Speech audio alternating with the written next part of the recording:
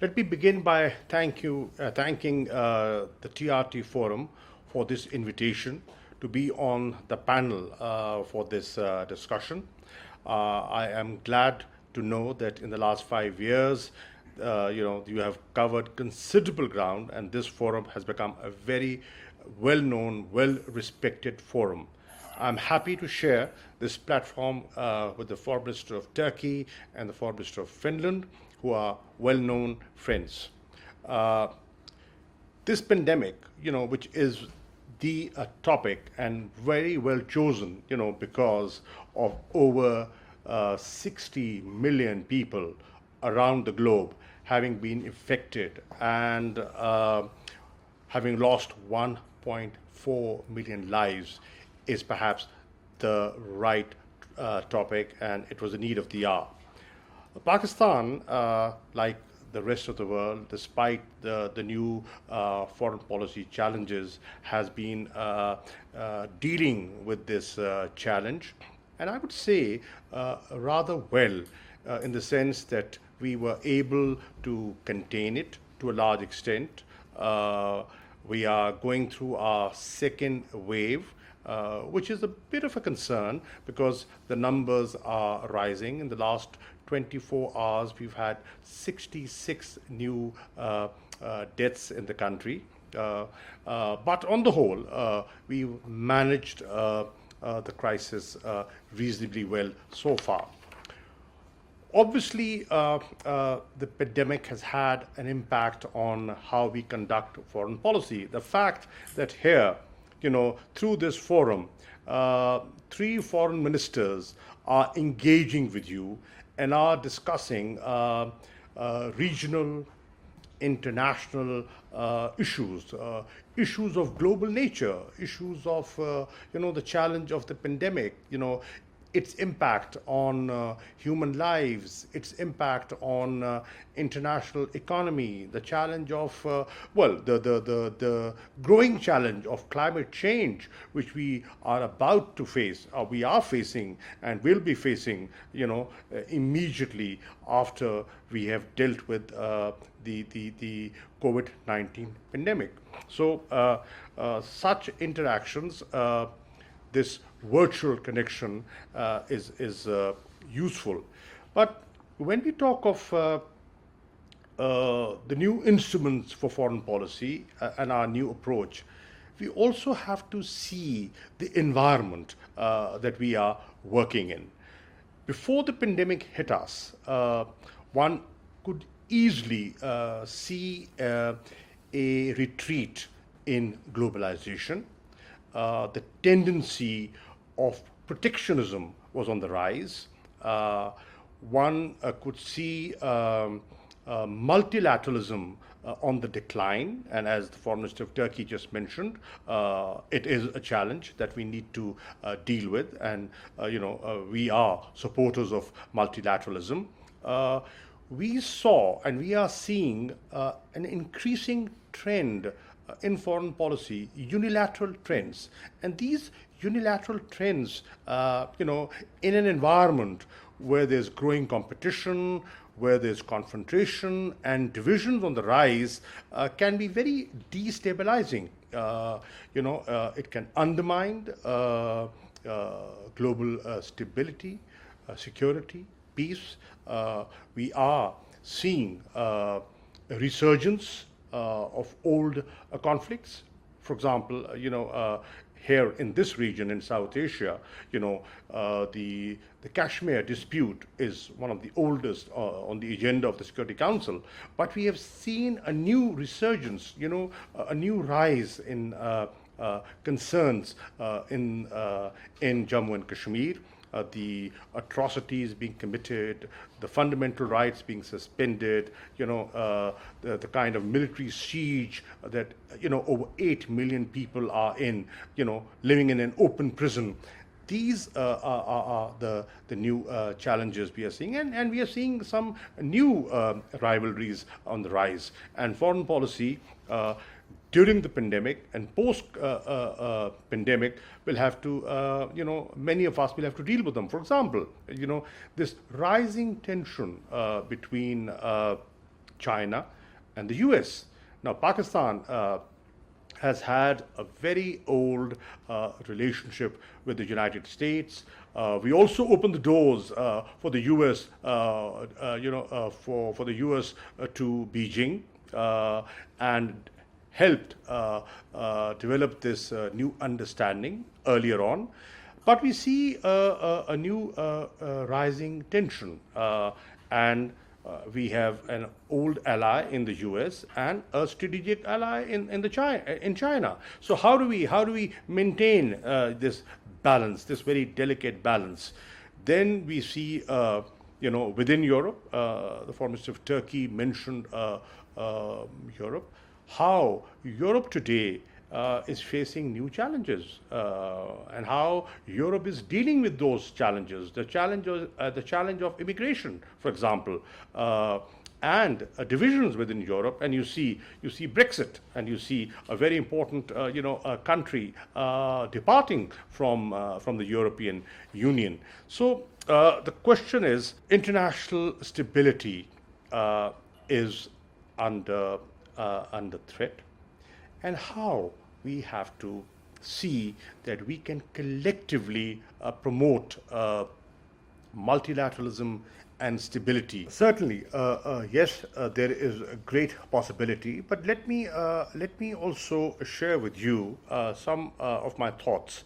The pandemic also highlighted one thing: the limitation of international institutions. For example, when we needed WHO the most, some of us were, withdrawing from WHO and sort of not cooperating. When the Secretary General of the United Nations calls for a immediate ceasefire in different conflict zones of the world and deal with this pandemic, nobody pays heed to his call. That was another challenge. And in our region, in South Asia, across the line of control on the Indian occupied side of Kashmir, we see a new intensification of ceasefire violations. If you compare the violations that took place in 2019 and see the increased intensification of violations in 2020 during the pandemic, you see that they went the opposite way. They paid no heed to what the Secretary General was saying. Now, obviously, there is another realization that the pandemic, well, these things were simmering. I'm not saying they've just born out of the pandemic. They were simmering, but they hastened. The pandemic hastened the process, and we are dealing with new challenges. For example, I feel intolerance is on the rise. And you see Islamophobia, Xenophobia, very much there, and we have to deal with that. We see discrimination and discriminatory policies being pursued by many states. I'll give you a very good example of here again, of my neighbor in the East, India. They have a population of 180 million Muslims, right? They're a minority, but they're a sizable number, 180 million. But what do? They bring in new legislation, Citizen Amendment Act, discriminatory in nature for a large minority living within, Muslim minority living within India.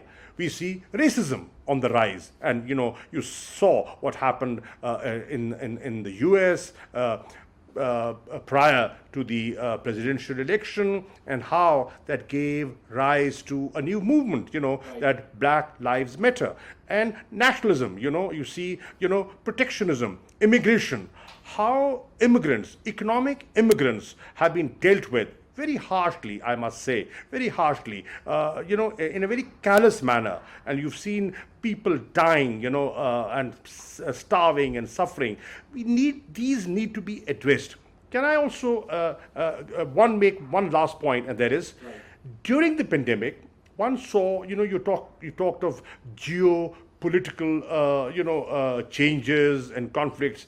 Here again, Unfortunately, some in our region, instead of cooperation, went the other way and took advantage of international diversion to,